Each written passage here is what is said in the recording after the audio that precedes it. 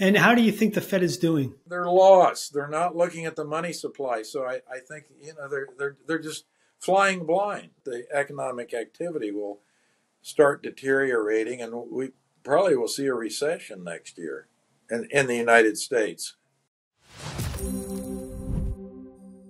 Hi, and welcome to Wealthy On. I'm James Conner. Well, 2024 is coming to a close, and if you want to start 2025 on a strong financial footing, consider having a no obligation discussion with a vetted advisor at wealthyon.com/free. Once again, that's wealthyon.com/free to find out more information. Now, on to the show.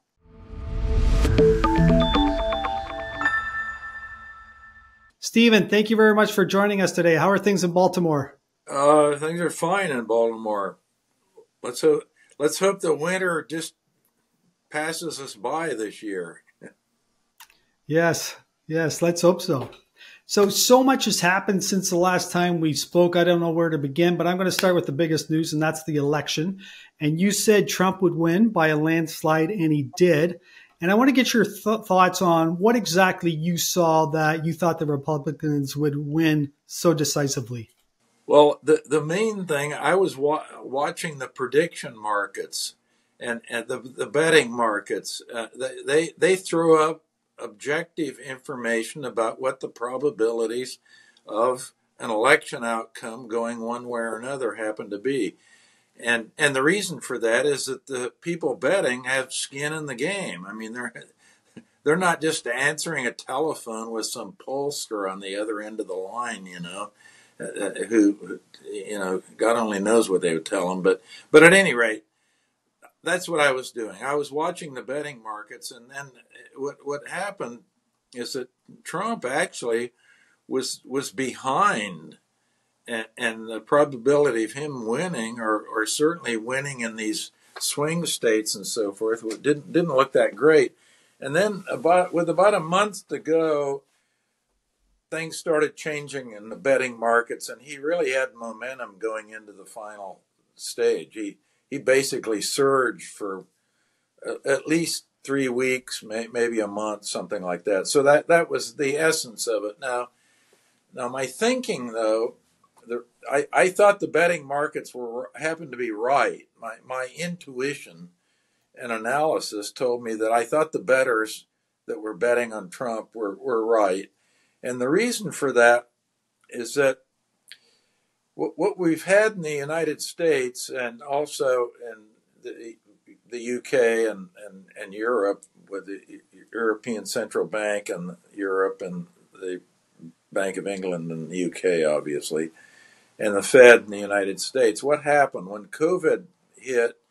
They exploded the money supplies, and they did that because the governments increased government spending, and the deficits went up tremendously, and those deficits had to be financed by the issuance of treasury securities, and the central banks bought most of those. In the U.S., the Fed bought over 90% of the new debt that was issued. Now, when they do that, that creates money. I mean, they literally create money out of thin air to pay for the treasuries that they buy. And then you were reading about it, the balance sheets of the Fed and the Bank of England and the ECB all exploded. And then with a lag, you get changes in asset prices. Those surged up. Economic activity surged up, and ultimately we got inflation surging up. So that happened, but money, the creation of money, it isn't neutral. It affects different sectors of the economy and different income groups in different ways. And what happened in the United States was that increase in the money supply, it increased asset prices. The S&P 500 zoomed, and so did real estate prices, land prices. All asset prices went up. Well, who owns assets? Well, rich people own assets. So the rich became very rich as a result of this monetary injection into the system and as a result of inflation. Now, if you look at the billionaires in the United States, in the start of the COVID, when they started pumping money in, their total wealth was equal to about 14% of GDP. And now, today, in September, I just looked at it, it's 21.2%. So their stock of wealth went shooting up, but it went shooting up relative to the size of the economy even. So it went up in absolute terms, but it went up in relative terms too. This means that the income distribution was horribly skewed by this inflation outburst and this monetary explosion that we had. So income equality, forget it. We had a left-wing government we have in the United States with Joe Biden. It's probably the most left-wing government we've had since World War II in the United States. And they basically have engineered one of the greatest maldistributions of income in the history of the country. And what does that lead to? It leads to resentment. And this festering resentment, I think, is what really spelled the result on the election. Because what happened? The little guy doesn't own any assets. So he didn't take part in this windfall gain dished out by the Fed. All he got was an inflation tax. He was still earning income, but the income he was earning wasn't going up even as fast as the inflation was going up, and his real income was actually going down. His real income went down, and the fat guys got huge increases, and I think that resentment was festering and behind a lot of this. Now, of course, the people on the street aren't making the kind of calculations I did. They don't know what the total billionaire's wealth is, and they don't therefore have a number to divide into GDP to figure out that the proportion of billionaires' wealth went from 14% to 21.2%. But they kind of intuitively know that inflation was a tax on them, and they knew a lot of people with wealth were getting rich, even richer. So I think that's my kind of take on what was going on. It was kind of, shall we say, a revolt against the rich and the elites in the media, in particular, the elites in Washington, D.C., the politicians, the lobbyists in Washington. That's a thumbnail sketch of my take on the election. Are you concerned about your financial future or think your investments could be doing better? I'm Andrew Brill, one of the hosts here on Wealthion, and I've been there. Not sure my money was in the right places. It's why I've gotten help from a financial advisor. Maybe it's time you think more about your financial future or get a second opinion about your investments. We've made that process easy. Simply go to wealthion.com/free to speak with one of Wealthion's registered investment advisors for a free, no obligation portfolio review. Again, that's wealthion.com/free. I'm now less anxious and confident I can achieve the financial goals I've set for me and my family. Right. So just to summarize, it was because of the socialist policies that the Democrats were putting forth that resulted in income inequality and also massive inflation. And so because of that, that's why the Democrats lost by such a landslide. Right. It started, the step is, first you have this fiscal thing, the government spending goes out of control. And it was not financed by tax increases. It was the deficit got big.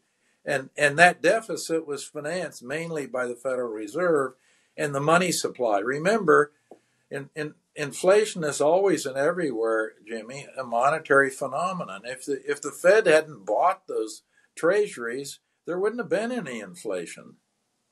There wouldn't have been an uptick, shall we say, in inflation. You made mention of the betting pools that you were watching, and this is why you thought the Republicans were going to win.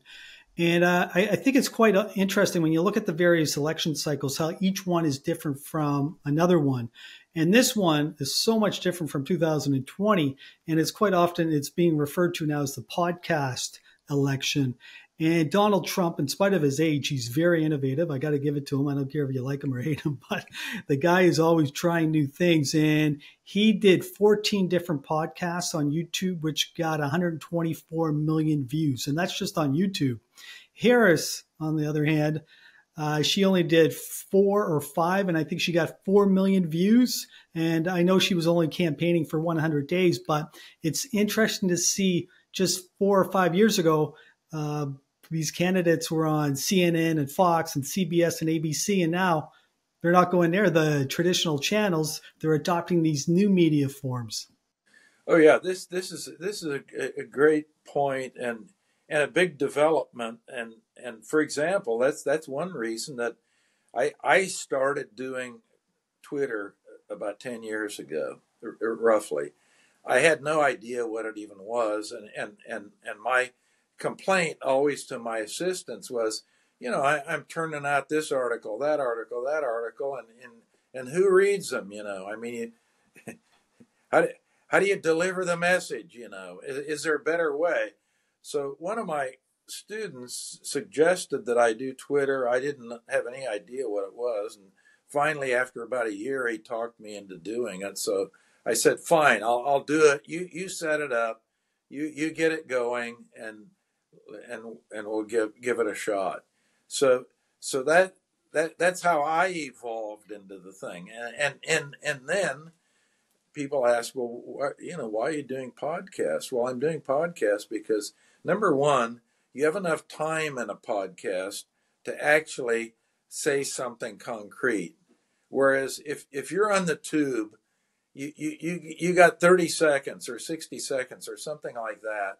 And many times the journalist who's doing the interviewing, they'll have a narrative, they'll have a spin they want to do. And so they do their spinning. They spend most of the time spinning and talking, and then they have somebody like me come on to hopefully give them a little credibility. And I got 15 seconds, 30 seconds or something to say whatever I have to say. And it's just a loser's game. For serious people, it really is pretty much a losing game. And there's another problem with the mainstream media now. I said the spin and the narrative. If you watch the news, even credible news like the BBC or something, the spin meisters are on a lot. The news content in these major media outlets is pretty minimal. They're basically producing op-eds. And even if you go to the New York Times or a paper like the New York Times or Washington Post, and you read a news column, not an op-ed, not an editorial, but a news column, often it's a spin job. It isn't really news or analysis of news, and you get the same thing with all these fact checkers running around. They're basically spinning things. So this Trump picked up on this.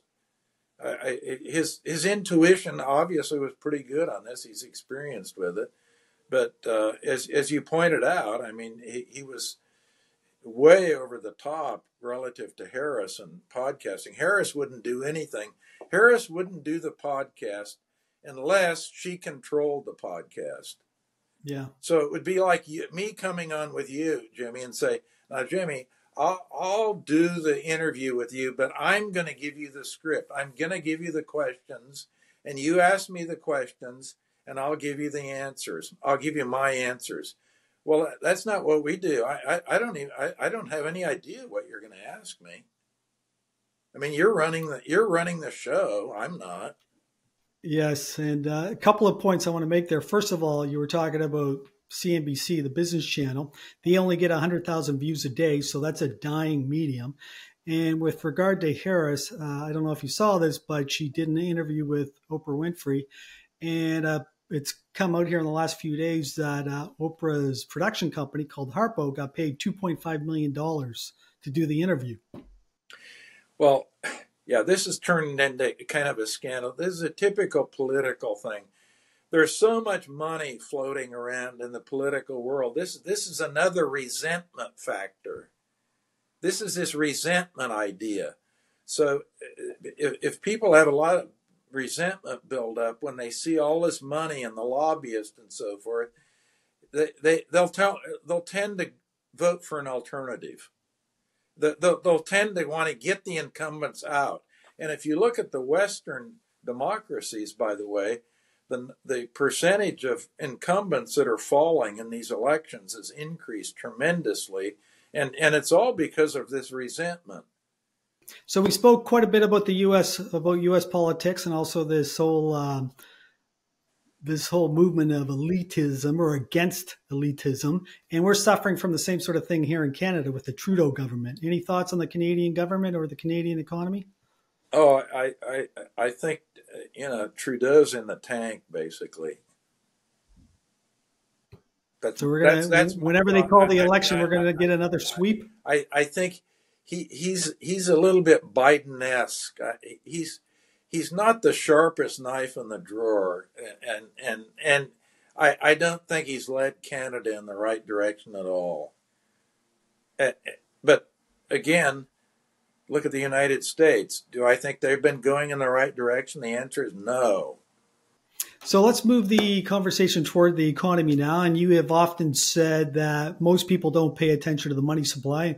And I have to admit, I'm one of them. So don't be angry at me, Stephen. But maybe you can just provide us with a brief overview of the money supply and why is it so important?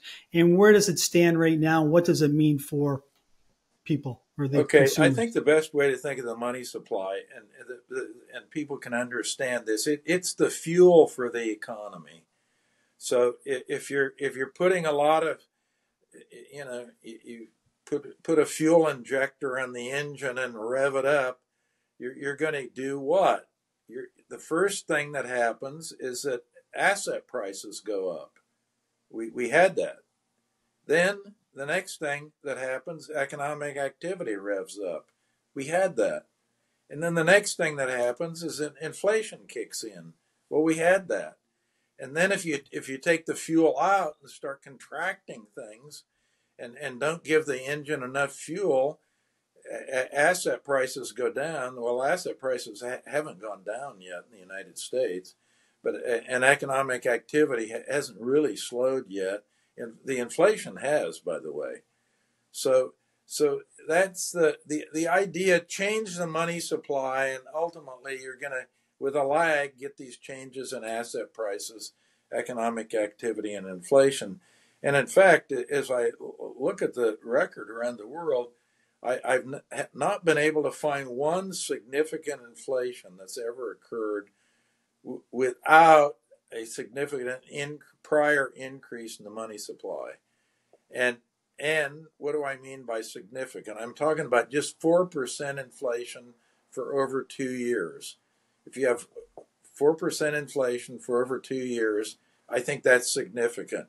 And if I use that measure, I find no cases where the money supply hasn't increased significantly prior to the piercing of the 4% number and the duration for over two years. So that's really the general idea. Now, people aren't looking at that. Oddly enough, it's amazing. The U.S., by the way, right now, to get up to speed, the money supply is growing at 2.6% per year, and to hit the Fed's inflation target of 2%, that money supply should be growing about 6% per year.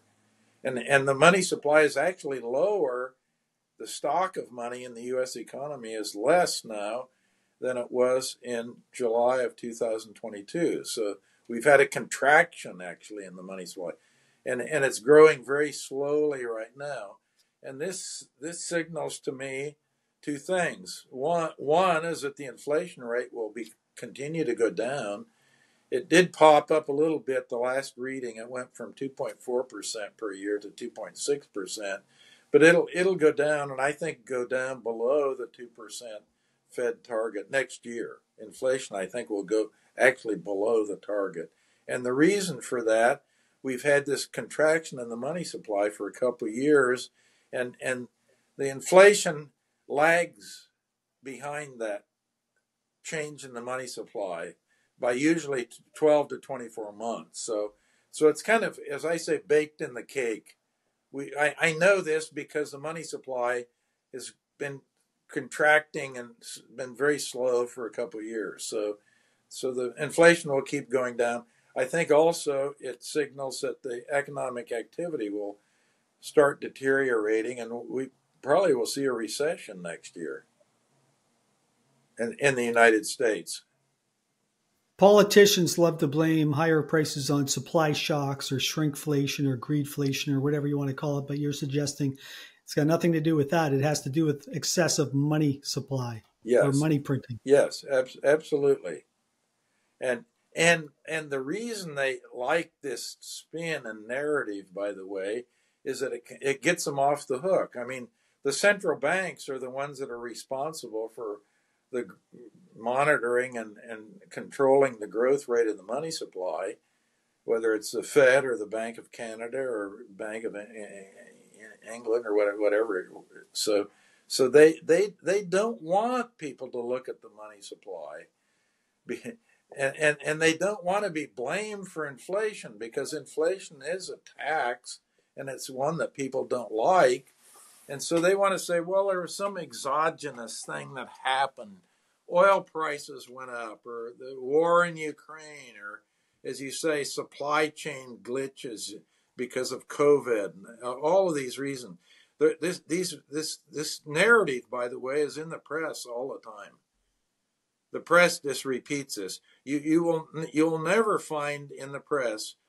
You really got to search and dig a deep hole to find anything in the press in which they're talking about changes in the money supply or growth in the money supply. And by the way, even the central banks don't look at it. It isn't that they're just spinning a narrative to get off the hook about being blamed for inflation, but they actually are not looking. They're looking at interest rates. If you look at the press and they read the press, and remember my 95% rule, 95% of what you read in the press is either wrong or irrelevant. They'll always be talking about interest rates. What's the Fed going to do with Fed funds interest rates and so forth? But monetary policy is not about interest rates. It's about changes in the money supply. It's all in the money supply. So you see prices coming down, you see inflation coming down in 2025 and a possibility of a recession. And I recently saw an interview with Stan Druckenmiller, and he looks at companies from the bottoms up, and he said he doesn't see any weakness in the economy at this point.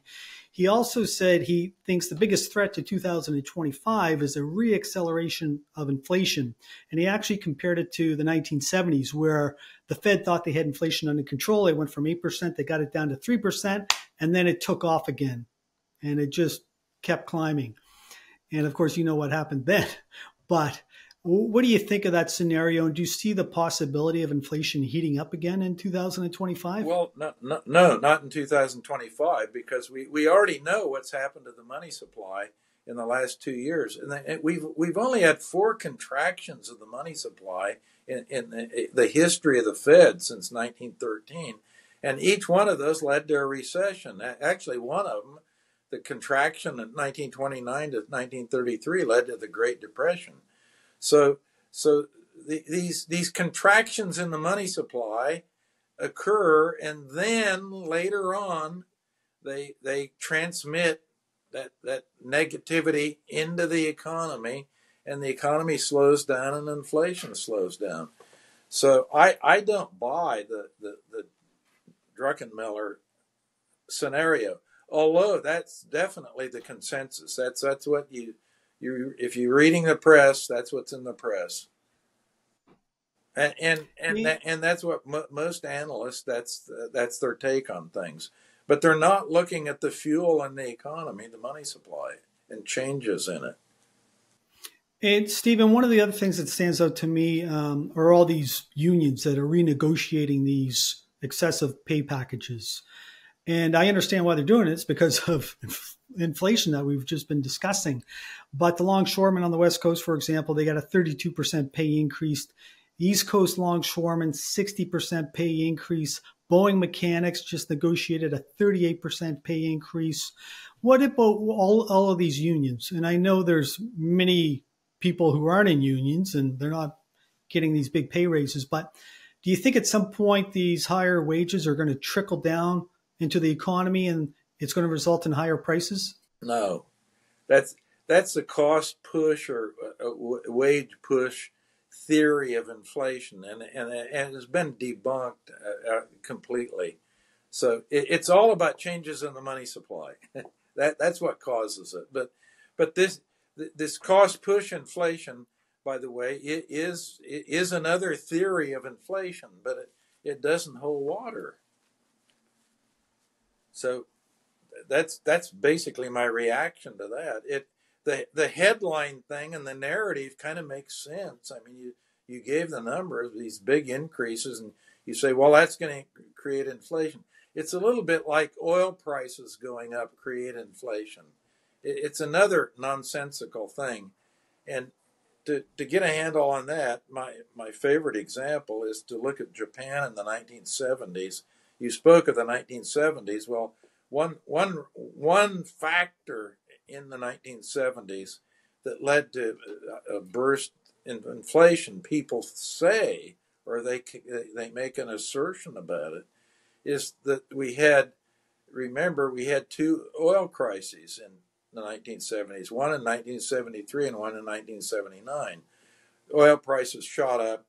We had the embargo, remember, in 73? Oil prices shot up. And in Japan, the Bank of Japan, like many other central banks, said, well, they're going to accommodate that increase in the oil price shock by letting the money supply increase. And of course, they had more inflation in 73. The 79 go around, there was an oil crisis. The prices went up again in oil, but the Bank of Japan says, we're not going to play ball this time. We're not going to accommodate that by increasing the money supply. And Japan didn't have inflation. They had a relative price increase in oil, but they didn't have an overall increase of everything in the consumer price index in Japan. And the reason for that is that the Bank of Japan more or less kept the money supply controlled. So again, these are examples. You got to keep your eye on the ball. And the only reliable model for what they call national income determination is the quantity theory of money, looking at the money supply, what's happening to the quantity of money. And what is national income determination? What are you trying to do? You're trying to forecast changes that will occur in nominal GDP. Nominal GDP. Now, what's nominal GDP? Well, nominal GDP is real GDP plus inflation. That's the nominal number. So it has two components in it. Real economic activity, which doesn't change all that much in most cases. And the other thing is inflation, which can change quite a bit. Okay, so we got to talk about the Fed now. Another favorite topic of yours. We can't allow this conversation to escape Jay Powell, but he cut 50 basis points in September, another 25 in November, one more meeting coming up in December. What do you think they do? Well, again, it's like the betting markets or the prediction markets. I like to look at markets to see what the probabilities of something might be. And you can do this with the Fed funds because there's a Fed funds futures market in the Chicago Mercantile Exchange. In the December meeting, by the way, the probabilities are right now 38% that there'll be no change at all, and 62% that they'll have a 25 basis point reduction. If we go on out and to the January then meeting, what do we say? Well, it looks like they think from now there'll be a 25 basis point reduction. So that's 54%. And then you go on out through, you go up to March, there's a March contract and so forth. But the one coming up that you want to know about is December 18th meeting. And it looks to me like everybody, a little over 50%, we have 62% think there'll be a 25 basis point reduction, but a significant probability there'll be no change, 38%. And how do you think the Fed is doing? Do you think they're ahead of the curve or behind the curve? They're lost. They're not looking at the money supply. So I think they're just flying blind. They're flying blind. They're not looking at the money supply. Period. That's the end of the story. And Powell has testified and said over and over again they're not looking at the money supply. So what they did, they goosed the thing way too much when COVID hit, and by the way, COVID hit in March of 2020. By February of 2021, the money supply was growing a little over 18% year over year, and that's a record rate of growth. So they goosed it. We of course eventually got inflation. Now they put the thing in reverse and they've contracted the money supply, and the inflation's falling like a stone, and I think we'll probably fall below the 2% target of the Fed next year. So the Fed, by not looking at the money supply and letting the money supply measured by M2, which is the broadest measure the Fed has, by not keeping that at about 6%, Hankey's golden growth rate that's consistent with the Fed's 2% inflation target, they're giving us a roller coaster ride, up, down, up, down, up, down. That's what happens. If you don't keep the money supply growing at Hankey's golden growth rate, you're going to be all over the place. And why do you think the U.S. is going to go into a recession in Q1? Well, I'm not certain whether it's going to be Q1. I think and this I must admit, I thought we would go into a recession earlier than this. So John Greenwood and I work on this quantity theory of money and predicted, by the way, exactly what happened with inflation. We said it would go up to as high as 9%. Well, it went up to 9.1% in the United States. Now we said, well, by the end of the year, we forecasted that it would be 2.5 to 3%. Well, it's 2.6 right now. It looks like we're going to hit that right on the nail on the head. But we have not been able to accurately predict when the slowdown is going to occur. We thought it would occur earlier than it has occurred. And the main reason that we were off is because there was such a huge buildup of excess money in the system, and it took longer to drain that out of the system than Greenwood and I thought would occur. And now, by the way, it is all drained out. So I think we're really running on fumes right now. And I guess a lot of it just has to do with the fact that the Biden administration was spending trillions of dollars to keep the economy going. So with the intent of getting a positive election result.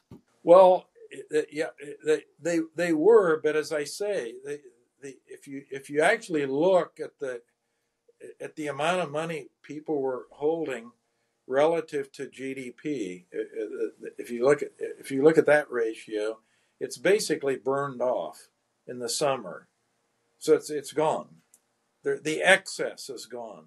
Now we're a little below the trend rate of growth in that in that variable, which would be M2 divided by GDP. That's how you calculate the excess. And And the excess was huge, of course, after the monetary injection, because the M2 went up. That's the numerator. It went skyrocketing, and GDP actually went down for a while. And Trump said he's going to impose a number of tariffs. What do you think that's going to do to the economy?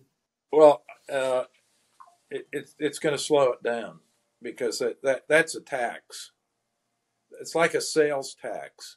A tariff is like a sales tax on all those items that are being imported. So, as you know, if you tax something, you bring the demand for whatever it is down. People don't want to buy as much of it.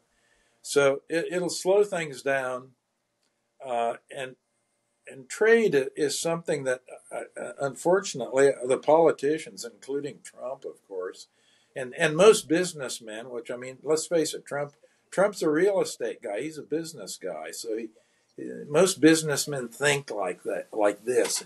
They think trade's a zero-sum game. And what that means, Jimmy, is that if Jimmy's selling Hanky something and the exchange takes place, it's a zero-sum game, because one of us is going to gain X and the other guy is going to lose X. So it's zero-sum. Trade is not a zero-sum game. It's a positive-sum game. If Jimmy sells Hanky something, and we have the terms worked out and the price and what you're selling and all the rest of it, you gain. Otherwise, you wouldn't agree to sell a thing. And I gain as a buyer, or I wouldn't agree to fork over the money and pay Jimmy for it. So it's a positive sum game. All trades are positive. They're not zero. And some people, by the way, actually think foreign trade is a negative sum game. So if it's negative for the economy, why do you think he wants to impose these tariffs? Because he's thinking the way I just described it. He thinks trade's actually a negative sum game, that it's bad. That on balance, they're more negative the negative number is greater than the positive number. It isn't reality, though. The reality is that it's all positive. The seller has to gain, otherwise he wouldn't sell, and the buyer has to gain, otherwise he wouldn't buy. So it's just wrong-headed thinking, and it will be a dent in the economy. How big a dent will depend on what the nature of the tariffs are and so forth. But it's bad news. Okay, so you're looking for a slowdown in the economy in 2025, a possible recession. What does this mean for the S&P? The S&P is at 5,900, 6,000, give or take. I think it's up 25%. I think the S&P is shall we say, pretty pricey right now. There are a number of things that aren't being included. Number one is what the effects of tariffs will be. That's not included. What the effects of these wars in Ukraine and the Middle East, that's not priced into the market at all. I mean, they're shooting long-range missiles now today from Ukraine into Russia. That's not priced into the market whatsoever. And the other thing, the third thing that isn't priced in is the green transition, going green. It's going to cost an arm and a leg. Not priced in. And on and on. How about just the political uncertainty? We're going to have the most important economy in the world that produces the most important currency in the world is the United States. And we have a big regime change coming with a new administration. And no one knows exactly what's going to happen. I mean, even tariffs, no one knows really what Trump's going to do, because on the one hand, he gives a number and he says he's going to do this. But then a lot of his advisors say, oh, that's just a bargaining chip he's going to use with the Chinese and other people. So it might not really amount to too much. It depends on what kind of deal he cuts with them. But remember, China is not going to sit back and do nothing. And China controls the commodity markets. And this relates not only to the United States, but all the Western world and obviously Canada, big time. I mean, if you look at all the critical materials are controlled by China. And people think, oh, that means they have all the mines and deposits of these things, the rare earths. No, it's processing these things. It takes very sophisticated chemical processes to process and make a rare earth usable for something. And even if you're producing something like lithium, spodumene, or even hydroxide, you gotta send it to China to get it processed. No, very good points. And by the way, China has made it very clear. The Chinese are basically saying, "You punch me, fella, I'm going to punch you back." So that's what the West has a totally stupid idea about this, by the way, and it's a little bit like the war in Ukraine. NATO goes in there on the side of Ukraine, and we clearly have Western military people in Ukraine. By the way, they're under the radar, but they're there one way or another, and we have Western armaments being used openly, these long range missiles now, and other things, and in the West. They complain because the Russians have brought North Korean troops in. They say, "Oh, you can't do that," and you can't get armaments from North Korea and China. That's a bad deal. You're not supposed to do that. The West, that's the way they talk. I mean, it's like a kindergarten type thing.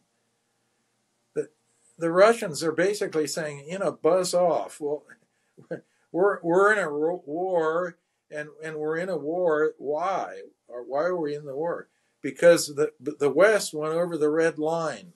We told the West that the red line was that Ukraine would not have an entry to NATO, and in 2008, the West said, well, they could enter NATO.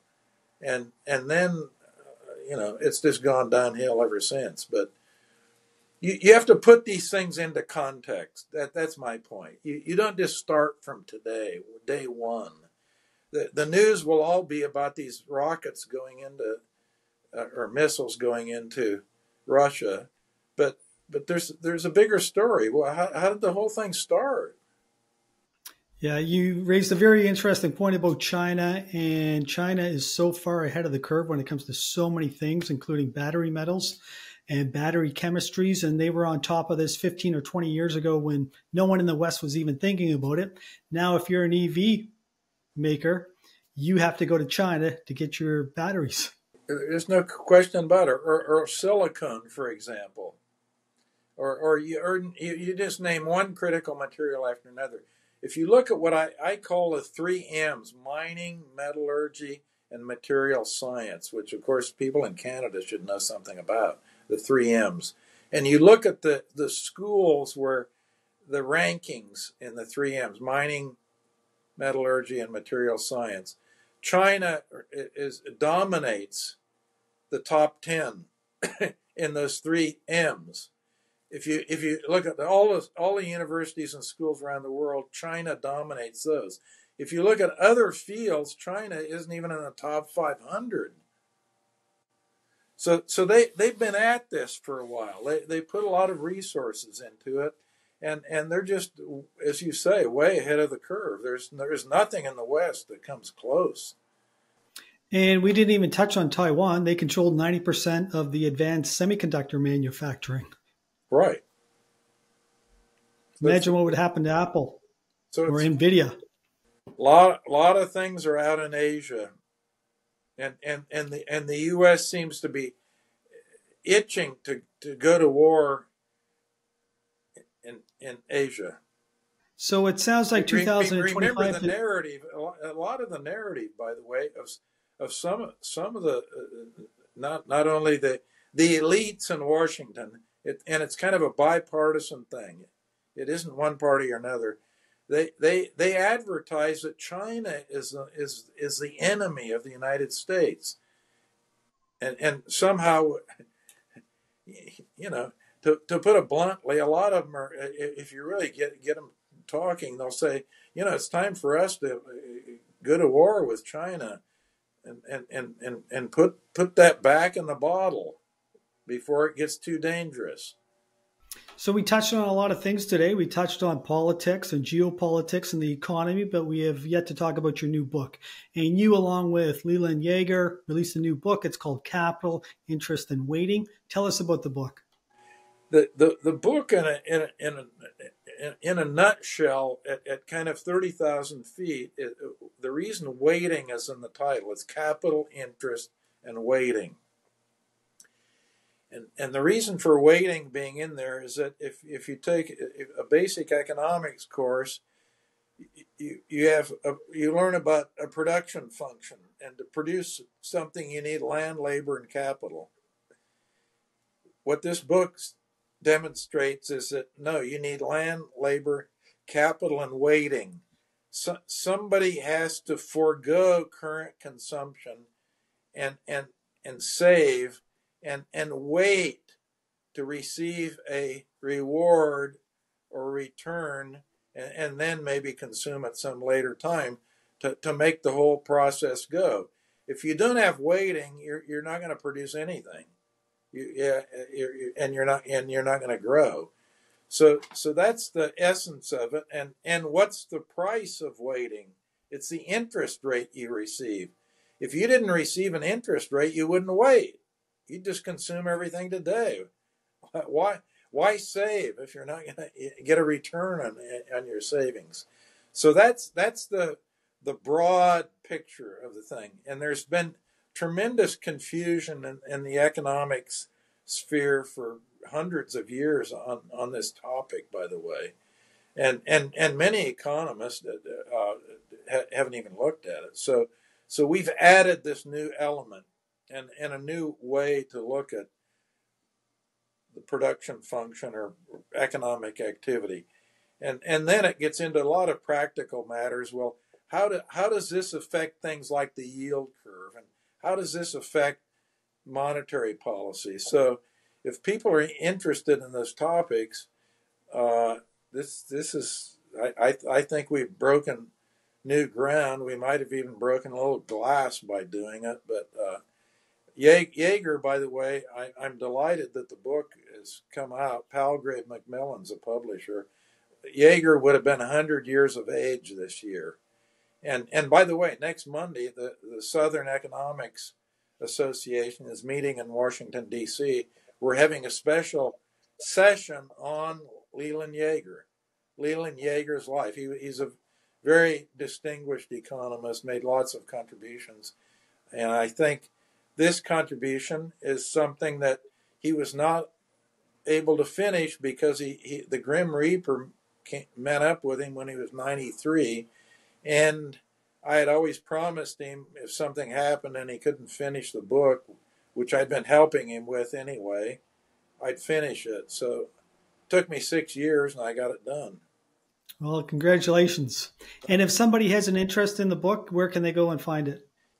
If Palgrave Macmillan, or look at the Springer website. I think you have that link. Maybe you can put that up, the Springer website, or it's Amazon, or Walmart, or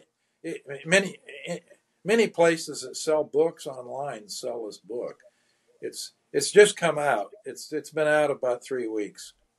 Well, once again, congratulations. And Steve, you mentioned that you're very active on X or Twitter. What's your handle? @Steve_Hanke, Hanke. I'm a follower, by the way. I always enjoy your insights. Great. Well, Steve, once again, thank you. I always enjoy these conversations. Well, so do I, Jimmy. Thank you very much for having me. Well, I hope you enjoyed that discussion with Steve. 2025 is just around the corner, and if you've been neglecting your finances because you're too busy or you don't have time, consider having a discussion with a vetted financial advisor at wealthion.com/free. It will only take a few minutes of your time, and there's no obligation whatsoever on your part to work with these financial advisors. It's a free service that Wealthion offers to anyone who has an interest. Once again, you can find out more information at wealthion.com/free. If you have any suggestions on anyone else you want to see on the channel, let us know in the comments section below. We're always looking for new guests. Once again, thank you very much for being with us today. And if you want to check out some more content on Wealthion, check out this video now.